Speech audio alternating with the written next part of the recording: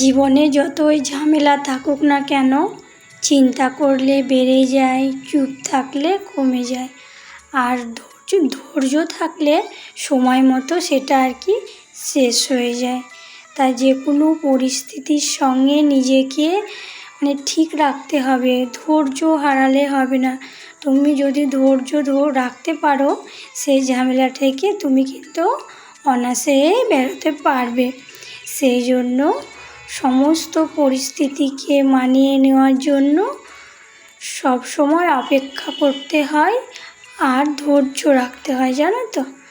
তো চলো, good morning everyone. তোমরা সবাই কেমন আছো? আশা করি তোমরা সকলে খুব ভালো আছো আর সুস্থ আছো। তোমাদের জন্য নতুন সকালে নতুন ব্লগ নিয়ে এসে চলে এলাম। আমার নতুন ব্লগে তোমাদের সবাইকে অনেক অনেক স্বাগত আর ভালোবাসা। তার সাথে থাকো, আশা করি তোমাদের ব্লগটা ভালো লাগবে। সকাল সকাল ঘুম থেকে উঠে এসে আমার সংসারের প্রতিনিয়ত যেই কাজগুলো, সেই কাজগুলো কমপ্লিট করে নিচ্ছি। আর সকাল সকালে আজকে উঠেছি। আর এই দুদিন জানো তো প্রচণ্ড গরমও পড়েছে। এতদিন টানা বৃষ্টি হলো, তখন এতটা গরম মনে হয়নি, কিন্তু হঠাৎ করে বৃষ্টিটা নেই তো, দিয়ে গরমটা খুবই পড়েছে।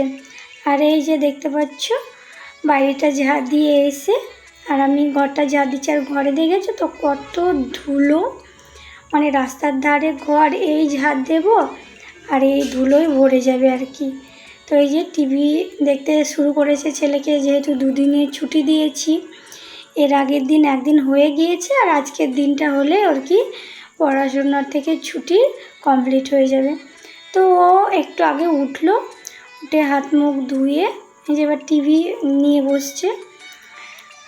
তার টিভিটা একটু ডিস্টার্ব করছিল বলে আমি আবার বন্ধ করে আবার চালিয়ে দিলাম। তো তোমাদের সঙ্গে গল্প করতে করতে আমার কিন্তু ঘরটা ঝাড় দেওয়া হয়ে গিয়েছে। এবার ঘরটা মুছে নিচ্ছি। আর আমি আজকে ঘুম থেকে উঠে প্রথমে দেখলে তো কালকেকার কিছু জামা কাপড় ছিল, সেই জামা কাপড়গুলো মেলে দিয়ে এলাম। তারপরে আমাদের বাইরের বারান্দাটাও মুছে নিয়েছি, ঝাড় দেওয়া হয়ে গিয়েছে। তারপরে তোমার রান্নাঘর মোছা, বাসন ধোয়া সব কমপ্লিট। এবার আমার ঘরটা ঝাড় দিয়ে মুছে নিয়েছি। আর এই যে পুজো দেব, সেই জন্য ফুলগুলো এখন তুলে নিচ্ছি। আর দেখতেই পাচ্ছ কি রোদ বেরিয়েছে। তো চলো ফুলগুলো ঝটপট তুলে নিই।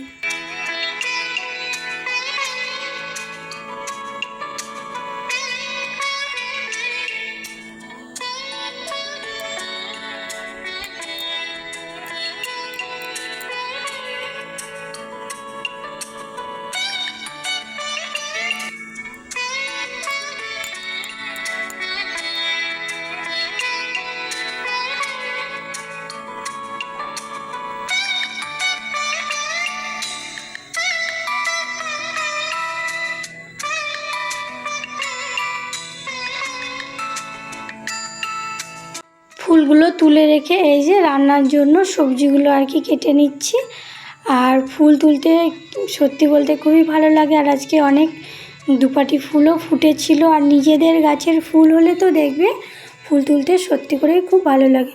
তো দেখো ঝটঝট করে সবজিগুলো কাটা হয়ে গেল। এবার সবজিটা রান্না করব।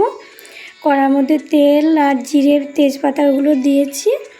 আর এই যে এবার রান্নাটা করছি। আর আজকে আমাদের নিরামিষের শেষ খাওয়া, শেষ বলতে কি আজকে হলে হয়ে যাবে, নিরামিষটা খাওয়া কমপ্লিট। আজকে আমাদের এখানে পুজো গানটা শেষ, সেই জন্য। তো দেখতে পাচ্ছ পেঁপে দিয়ে আলু দিয়ে একটু দমের মতো রান্না করছি, পেঁপে আলুর দম বলে এটা। তো এটা ঝাল ঝাল করে রান্না করলে খেতে কিন্তু খুবই ভালো লাগে। আর এই দেখো দেখতে পাচ্ছ আমার ছেলে কি করেছে, দেখো পুজোর জন্য ফল আনা হয়েছে, ওইখান থেকে ও কিছুটা করে নিয়ে দেখতে পাচ্ছ নিজে কি সুন্দরভাবে ফলগুলো ও সমস্ত একা একা কেটে প্লেটে সাজিয়ে বসে বসে ও খাওয়া শুরু করেছে। আর কি সুন্দরভাবে কেটেছে, সাজিয়ে রেখেছে। সত্যি বলতে গেলে আমার খুব ভালোই লাগছিল দেখে। তবে স্নান টান রান্নাবান্না কমপ্লিট করে স্নান করে এই যে একেবারে পুজোর ঘরে চলে এসেছি, পুজোর কাজগুলো কমপ্লিট করার জন্য। আর ঘরটা দেখলে তো ভালো করে ঘরটা রেডি করে রেখে দিয়েছি। আর আমের পল্লবটা খুব সুন্দর হয়েছে আমাদের গাছে, মানে নতুন পাতা বেরিয়েছিল, ওইখান থেকে নিয়েছি। তো কি সুন্দর লাগছে সেটা একটু তোমাদেরকে দেখালাম। আর এদিকে ফলগুলো আমান্য করা হয়ে গিয়েছে, একটু মিষ্টি লাড্ডু দিয়ে আর কি আজকে পুজোটা করব, সেই কাজগুলো আর কি করে নিচ্ছি। নিজেদের গাছের ফুল দিয়ে দেখবে পুজো দিতে একটা আনন্দটা আলাদা, মানে খুবই ভালো লাগে। নিজেদের গাছের ফুল নিজে হাতে তুলে মানে ঠাকুরকে দেওয়া না, সত্যি বলতে গেলে খুবই আর কি ভালো লাগে। তো পুজো কমপ্লিট করে, খাওয়া দাওয়া কমপ্লিট করে অনেক কিছুই আর কি কাজ কমপ্লিট হয়ে গিয়েছে। তোমাদের সঙ্গে একেবারে দেখতে পাচ্ছ বিকেলবেলা। তো বিকেলবেলা একটু বাগানের দিকে এলাম, ঘরে খুব গরম লাগছিল, কারেন্ট নেই, সেই জন্য ভাবলাম একটু বাগান দিয়ে আর কি ঘুরে আসি, তাহলে আর কি ভালো লাগবে। সেই জন্য আর কি বাগানে এলাম, দেখতেই পাচ্ছ। আর বাগানে এলে না খুব ভালো লাগে, মনটাও বেশ ভালো হয়ে যায়। আর তোমরা অনেকেও হয়তো আমাদের এই বাগানটা হয়তো পছন্দ করো, আবার হয়তো অনেকেও করো না, সেটা আলাদা ব্যাপার। যারা পছন্দ করো তাদের জন্য আর কি আমি একটু বাগানে আসি, একটু ঘুরি, গাছগুলো একটু তোমাদের সঙ্গে শেয়ার করি, আমার বেশ ভালো লাগে, সেই জন্য আর কি আমিও আসি। তো তোমাদেরও একটু ব্লগে শেয়ার করি যে আমি বিকেলবেলাটা বাগানে একটু ঘুরছিলাম, সেটা আর কি দেখানোর জন্য। তো এই যে বেদানা গাছটায় কিন্তু এখনও অনেকগুলো বেদানা আছে জানো তো, সব এখন ফেটে ফেটে যাচ্ছে, কি জানি কি হয়েছে, কিসের জন্য আমি জানি না অতটা। তো এই যে বাড়ি যাওয়ার সময় লঙ্কা গাছটা দেখে ভাবলাম রাত্রে তো রান্না হবে, তাহলে কিছুটা লঙ্কা নিয়ে যাই, যদি ঘরে লঙ্কা মনে হয় নেই। তো এখান থেকে যেগুলো আর কি ভালো একটু মোটা মোটা হয়েছে সেই লঙ্কাগুলো নিয়ে নিচ্ছি। আর লঙ্কা গাছে দেখতে পাচ্ছ বুঝি মানে প্রচুর লঙ্কা ধরেছে, আর এই লঙ্কাগুলো যা ঝাল না, কয়েকটা দিলে তরকারি প্রচুর ঝাল হয়ে যায়। আর আমরা কিন্তু কাঁচা লঙ্কাটাই আর কি তরকারিতে খাই, আমরা শুকনো লঙ্কা আর কি খাই না বললে আর কি চলে। তো লঙ্কাগুলোর ডালগুলো জানো তো খুবই নরম, লঙ্কা তুলতে গিয়ে অনেক ডাল কিন্তু ছিঁড়ে যায়। আর এই যে দেখতে পাচ্ছ আমরা কোথায় এসেছি বলো তো, বললাম না আমাদের এখানে পুজো হয়েছে, মনসা মঙ্গল গান হচ্ছে, সেখানে আর কি আমরা গান শুনতে এসেছি। তো ছেলে দেখলো তো বাদাম কিনেছে, সেটা তোমাদেরকে দেখালো।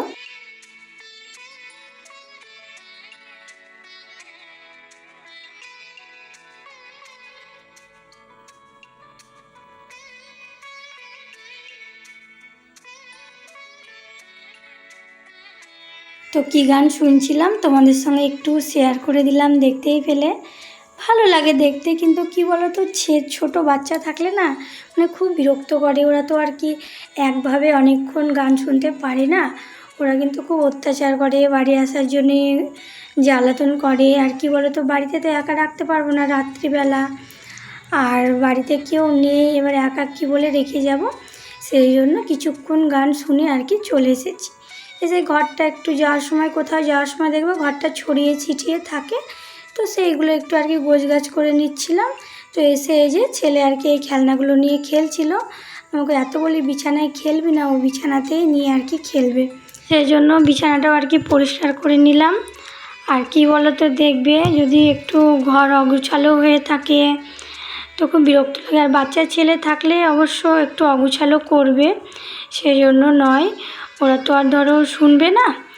আর কিছু জামা কাপড় ছিল আমার, কিন্তু দিনের সময় হয়নি, সেগুলো দেখতে পাচ্ছ আমি এনে এনে রাখছি খাটের ওপরে, এগুলো আর কি এখন গুছিয়ে জায়গা মতো রেখে দেব, যেহেতু আমার দিনের বেলায় সময় হবে না, সেই জন্য আর কি আমাকে এই কাজগুলো এক্ষুনি করতে হবে।